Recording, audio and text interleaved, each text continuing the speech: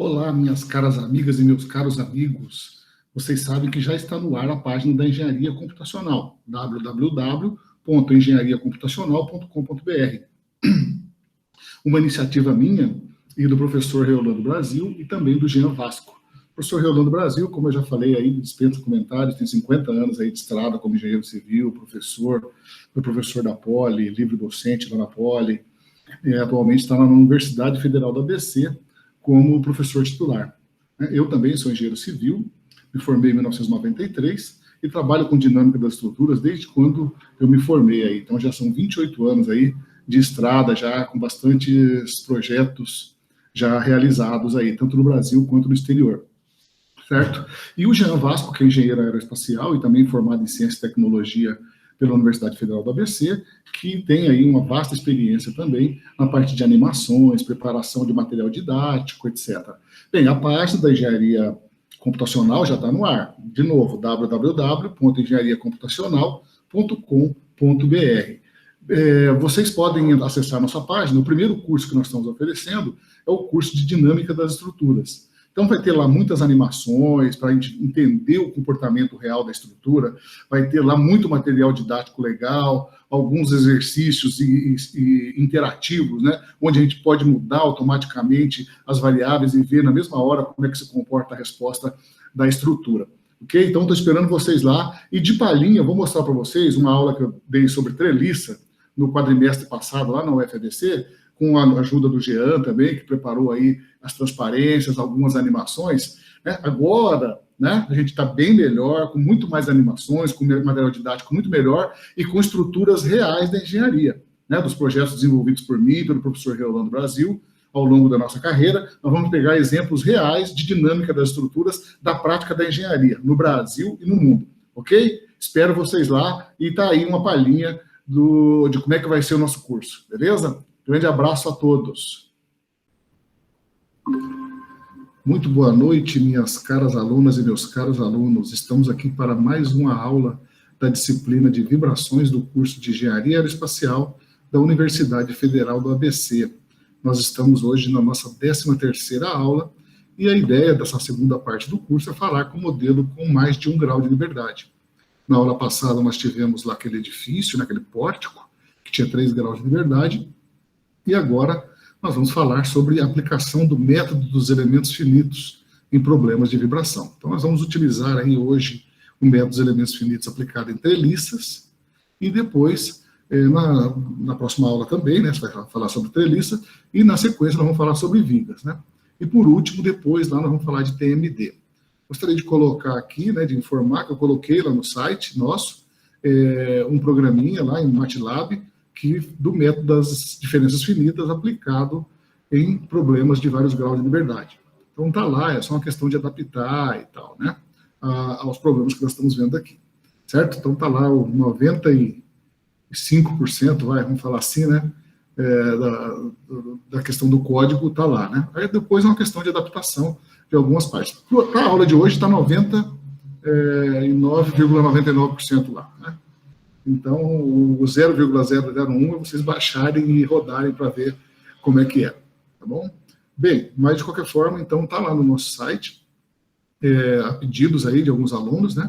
Eu coloquei essa rotina lá, para problemas com mais de 1 grau de liberdade, para que vocês possam ter aí uma certa, ou um paralelo, né? Ou até mesmo um exemplo para poder conseguir seguir com o curso, beleza?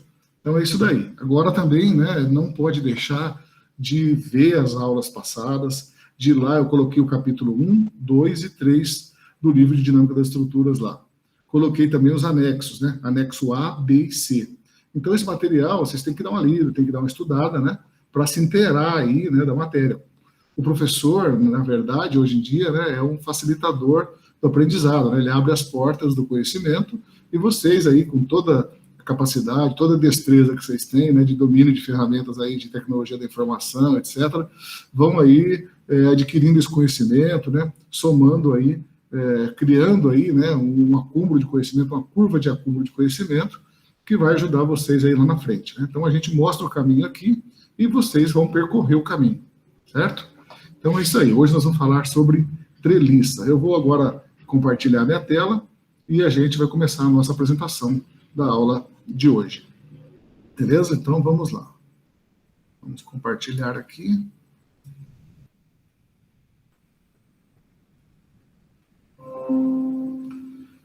É isso aí.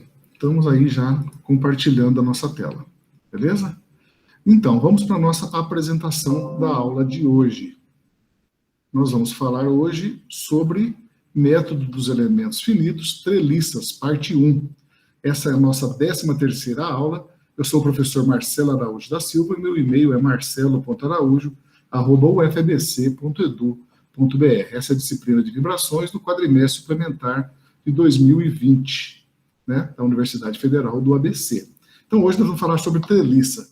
Uma das características da treliça, né, que nós temos uma treliça de 5 barras, e observe, né, que ela tem 5 apoios, e nós só temos 2 graus de liberdade nessa treliça. Nós temos o grau de liberdade U1, que é o deslocamento horizontal aqui, ó, desse apoio, e o U2, que é o deslocamento horizontal desse outro apoio que está aqui à direita. Todos os outros apoios, ó, ele restringe deslocamento horizontal e deslocamento vertical. Podem observar aqui.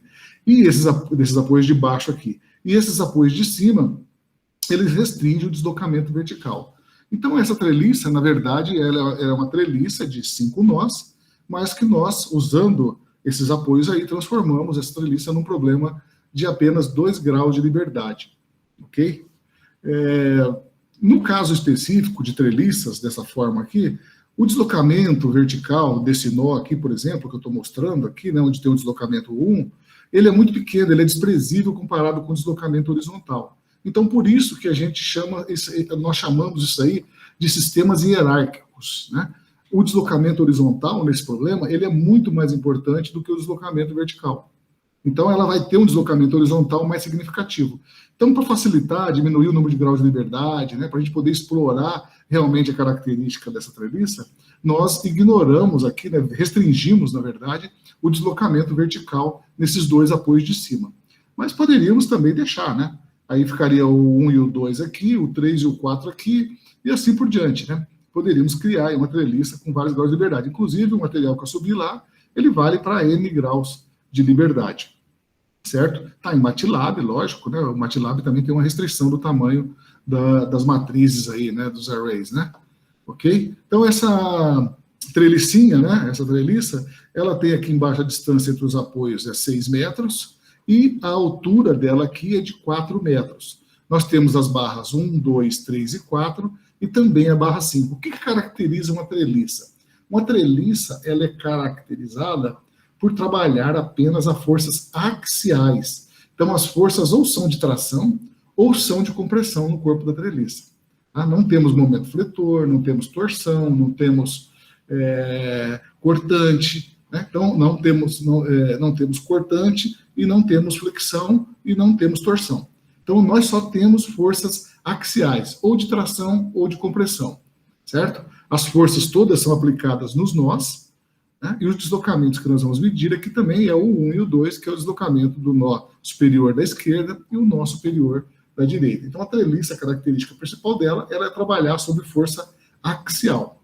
Então, vamos analisar, né, na aula de hoje, essa treliça e vamos ver aí quais são as frequências naturais de vibração e quais são os modos naturais de vibração. Nós também estamos fazendo as nossas aulas, né, também estamos procurando fazer as aulas enxutas e focar num determinado conceito para não jogar muita informação e aí acabou que vocês não consigam absorver essa informação. Então, nós estamos fazendo com doses homeopáticas e vamos cobrir todo o conteúdo disso, né, com isso, né? Fazendo aí, cada aulinha, a gente coloca um conceito novo e vamos em frente, beleza? Então, vamos lá. Então, as seções aí, aqui está a geometria, né? Essas barras são quadradas, no caso, né, de 50 milímetros por 50, possui um módulo de elasticidade aí de 3 gigapascal e uma densidade, aí, uma massa específica de 3.000 quilogramas por metro cúbico. Esses são os dados numéricos aí da seção transversal e das propriedades mecânicas da treliça.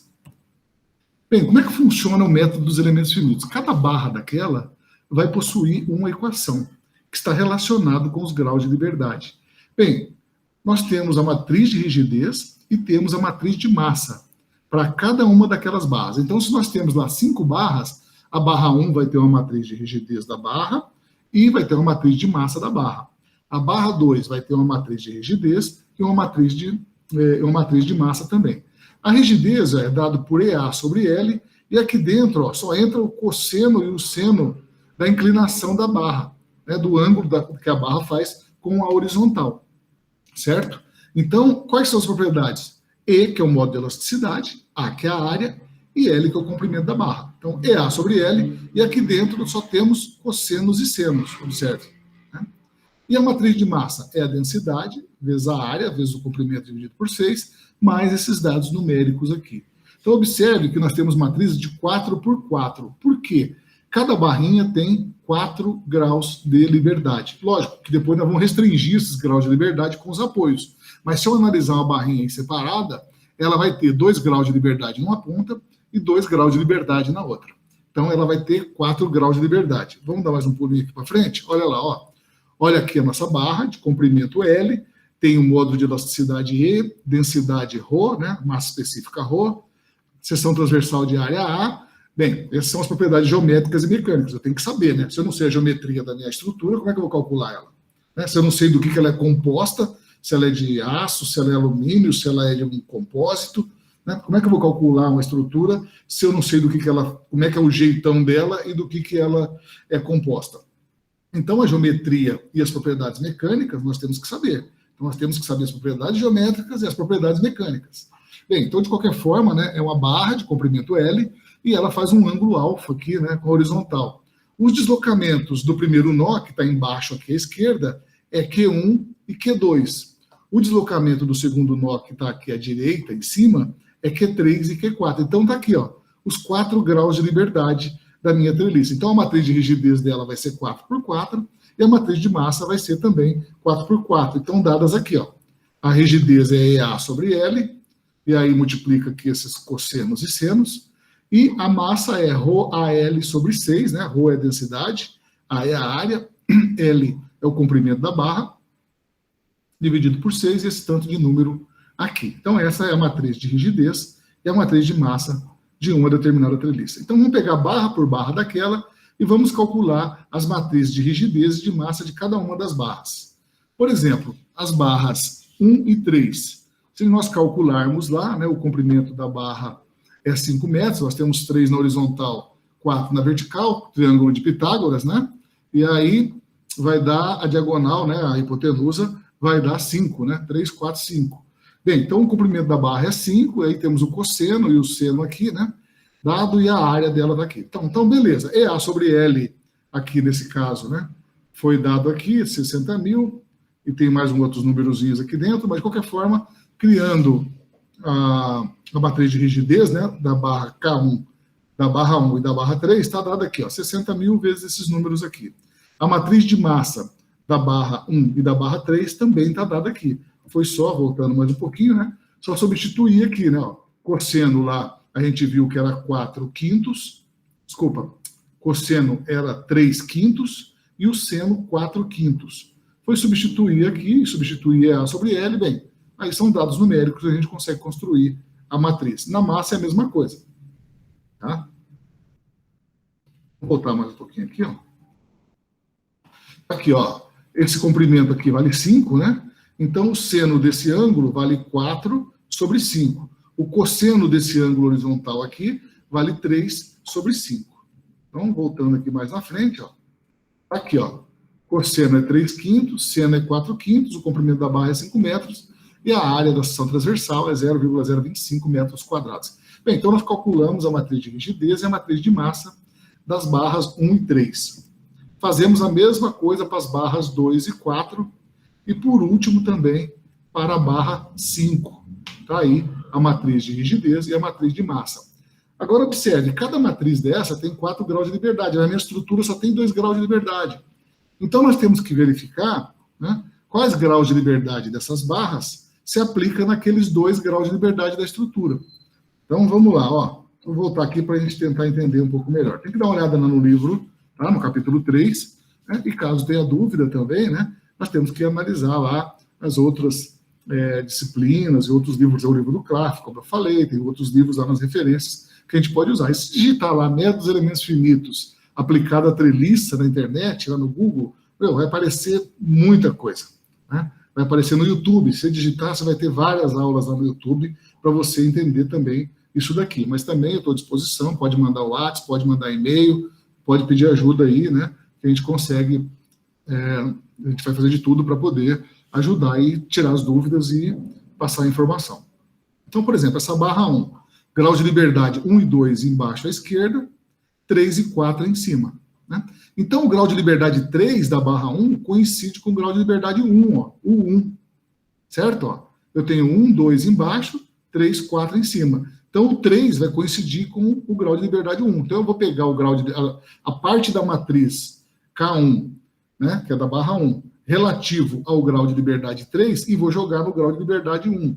E assim por diante nós vamos fazendo, né? Então, tem aqui, ó, o que a gente vai montar? Aqui, ó, uma tabela de correspondência entre os graus de liberdade das barras da estrutura. Então, por exemplo, a barra 1, ó, o grau de liberdade 3 dela está na direção 1. A barra 2, o grau de liberdade 3 dela está na direção 1. A barra 3, o grau de liberdade 3 dessa barra está na direção 2. A barra 4, o grau de liberdade 3 dela está na direção 2. E a barra 5 é a única que transita entre os dois graus de liberdade, o 1 e o 2. Então, o Q1 da barra 5 está na direção 1 e o Q3 da barra 5 está na direção 2. Vamos voltar de novo lá na figurinha principal, a primeira? Então, a barra 5, ó, é a única que está ligando, né, o nó que tem o grau de liberdade 1 com o grau de liberdade 2. Todas as outras só têm, ó, atuação em um grau de liberdade, ou o 1, no caso da barra 1 e da barra 2, ou o 2, no caso da barra 3 e da barra 4. A barra 5 é a única que transita entre o grau de liberdade 1 e o grau de liberdade 2. Depois que a gente aprender essa regra, dar uma treinada, fazer na mão, refazer e tal, vocês vão ver que é bem automático, é bem direto isso, né? E o nosso objetivo aqui não é ficar calculando estruturas gigantes com métodos dos elementos finitos. A gente pegar estruturas aqui de 2 graus de liberdade e a gente vê como funciona o método dos elementos finitos, como que se calcula as frequências naturais de vibração, como que se calcula os modos de vibração, e se eu aplicar uma carga nesse nó aqui, como é que vai ser o deslocamento 1 e o 2 e assim por diante. Beleza? Então é isso. Então qual que é a ideia? É treinar, né, em cima disso daqui, para que vocês consigam entender aí como que funciona o método dos elementos finitos. Bem, de qualquer forma, então, depois que nós somamos, né, cada parcela as matrizes individuais de cada barra, depois que a gente jogar nos graus de liberdade da estrutura, né, que é o 1 e o 2, nós vamos ter a seguinte matriz de rigidez 2x2 simétrica não singular. Lembrando que esse exemplo está lá no livro, no capítulo 3, que está lá no site. Tá? Bem, então nós temos aqui, ó, a matriz de rigidez nossa, está dada aqui, ó. Se vocês olharem, esse menos 125 se refere a qual barra que está ligando o grau de liberdade 1 com o grau de liberdade 2? A barra 5. Né? Então, se a gente for olhar lá na barra 5, a gente vai achar esse 1.250.000. Vamos voltar lá para a gente ver? Aqui, ó, 1.250.000, o grau de liberdade 3 dela, ó, então fica negativo, ó, menos 1.250.000. Esse grau de liberdade, ó, foi jogado ali, ó, no 1, o 2, ó. Aqui, ó, o 1, o 2. Beleza? E os outros foram somados aqui. Certo? Com a massa é a mesma coisa, né? Então nós temos aqui, ó, 40, 40, que é a massa daquelas barras, né? A barra 1 e 2 soma aqui, a barra 3 e 4 soma aqui, e a 5 também, né? Perdão, né? Aqui, e a interação entre o grau de liberdade 1 e o 2 está na barra 5. Vamos ver lá de novo, na barra 5, a massa dela? Está aqui, ó, 7,25. Então vamos ver aqui. Tem que dar uma corrigidinha aqui. Está 7,5, tá? Mas é 7,25, se a gente olhar ali atrás, ó. 7,25 a massa da matriz M5. Vou pedir para corrigir e a gente subir lá no site, tá? Bem, vamos lá. Então, como é que a gente calcula as frequências de vibração? As frequências de vibração é calculado por aquele problema de alto valor. Então, o que a gente tem? Determinante de K menos lambda M, ou, no caso, lambda é ômega 2, né? Determinante de K menos ômega 2M igual a 0. A gente já viu na aula passada, né? E isso daí, através dessa equação, a gente vai calcular vários valores de ômega. No caso, a matriz K e a matriz M é de 2 por 2, então eu vou ter um polinômio de segundo grau e vou ter dois valores de frequência, que é ômega 1, que é relativo ao primeiro modo, e ômega 2, que é relativo ao primeiro modo, o segundo modo, perdão. Então tá aqui, ó, a gente vai chamar o ômega 2 dividido por 10.000 de lambda, e aí o problema fica definido, né, substituindo aqui nessa equação, né, fica determinante desse tanto de coisa aqui que o lambda aparece aqui dentro. Quando eu multiplicar para calcular o determinante aqui, vai dar um polinômio do segundo grau e nós vamos achar dois valores de lambda e, consequentemente, dois valores de ômega. Está aqui a equação do segundo grau que a gente obteve, e está aqui, ó, ômega 1, e aqui embaixo ômega 2, né? Ômega 2 aqui embaixo, beleza? Então tá aí.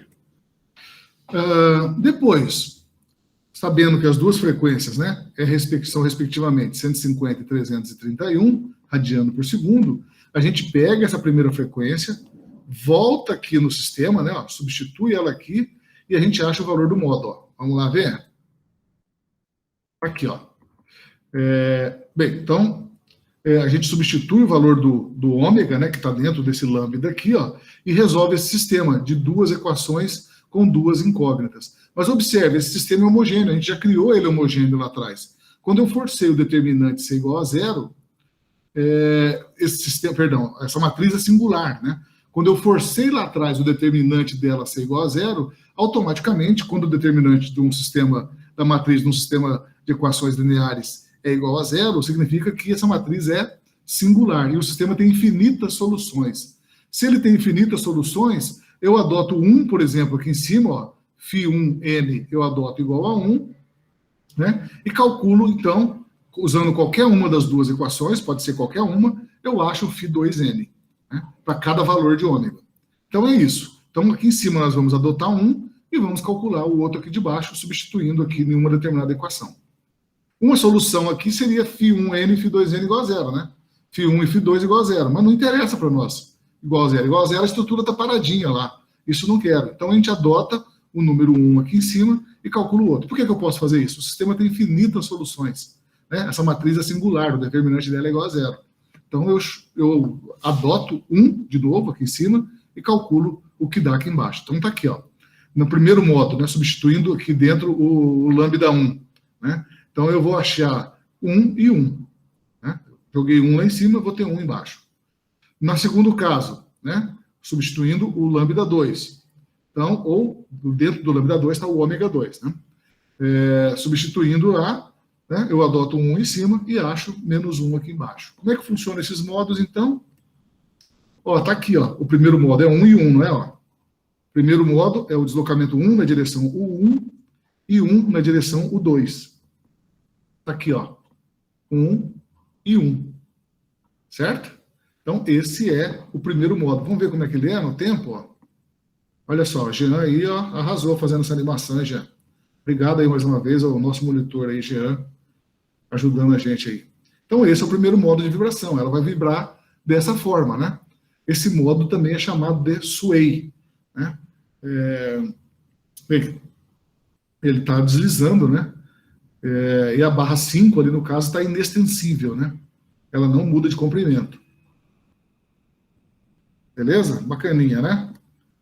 Tá. O segundo modo está dado aqui, ó, é 1 e menos 1. Vamos voltar lá rapidinho. Ó, o segundo modo, na direção U1 ele vale 1, e na direção U2 ele vale menos 1. Então vamos lá. Aí, ó. Na direção U1 ele vale 1, e na direção U2 ele vale menos 1. Está apontando para a esquerda. Ó. Vamos ver de novo aqui, ó, como é que é o movimento? Então é isso. Né? Como eu falei, né, a matriz, ela vai, a estrutura, ela vai vibrar, quando eu jogar um carregamento dinâmico nela, em uma combinação desses dois modos. Então ela vai vibrar de acordo com uma parcela do movimento vai ser relativo ao modo 1, e uma parcela do movimento vai ser relativo ao modo 2. Então, no problema da dinâmica das estruturas, essa estrutura ela vai estar vibrando por uma associação, uma superposição modal, uma superposição dos modos, né? Uma hora ela vai vibrar com uma parcela do modo 1 e uma parcela do modo 2, nesse caso, porque nós temos dois modos, 2 graus de liberdade. Então, a resposta final, né, vai ser uma combinação desses dois modos de vibração, ok? Era isso aqui a aula de hoje, né? Espero que vocês tenham entendido o conceito, né? Acho que aqui a ideia, durante a aula, é vocês entenderem aí o conceito, né? O que está por trás. Aí as contas, tem que queimar a sobrancelha na lamparina, né? Tem que sentar no computador, simular, fazer lá no MATLAB ou fazer no Excel, pega lá, né, o MATLAB que eu deixei lá no site, lá, né, já deixei lá o MATLAB do método das diferenças finitas, substitui as matrizes, na verdade essas matrizes já estão lá, tá? Esse problema já está lá. Substitui lá as matrizes, né, se quiser mudar os dados aí, fiquem à vontade, e estudem, né, para que a gente consiga entender esses conceitos e, consequentemente, aplicar aí no dia a dia da nossa profissão. E fenômenos dinâmicos não se restringem à estrutura, né? Tem os fenômenos eletromagnéticos, a própria economia, né, é um fenômeno dinâmico, né? O movimento de pessoas através de um território é um fenômeno dinâmico, né? Então, quer dizer, a dinâmica, a gente pode modelar ela e aplicar em vários problemas de forma diferente, certo? Então, é isso aí, é um negócio muito interessante. Uma época, eu tive a oportunidade criei lá uma loja de e-commerce, né? E vendia lá determinados produtos e tal, e eu fiquei fazendo testes, né? Era muito dinâmico, né? E tal, né? Então, às vezes, tinha um determinado preço, se estava com preço competitivo, aí você começava a aumentar, e aí a quantidade de vendas ia oscilando ao longo do tempo, de repente, quando você ultrapassava um certo número, a sua venda caía quase que para zero, por quê? Era muito dinâmico o negócio, o cara ia para outro site e via que o preço estava mais barato, ia lá e comprava lá, né? Então, essa questão das vibrações, dos movimentos, né, eu aplicava conceitos lá desses métodos numéricos lá para definir o melhor valor do preço, né? Porque dependendo do valor do preço, pode ser que eu vendia em menor quantidade, mas em compensação minha margem era melhor. Então eu via um equilíbrio, né, entre o preço e a margem, porque o que me interessa é a margem, no meu caso, né? O que me interessava era ter uma margem melhor. Então, quer dizer, se eu vendesse um e tivesse uma baita de uma margem, por que eu ia vender dois com uma margem apertada? Então era mais ou menos isso e tal. E eu tinha essa questão de observar a dinâmica, né, desse mercado e tal. Então é muito, então quer dizer, não é só na estrutura, né, na engenharia de eletromagnético, fenômenos eletromagnéticos, fenômenos mecânicos e tal, né? É muito ampla a dinâmica da estrutura. Então essas ferramentas aqui vocês podem usar aí em várias partes da vida de vocês aí profissional, né? Beleza? É isso aí. Muito obrigado, então. Se tiverem alguma dúvida, também estou à disposição. Beleza? Vamos aí.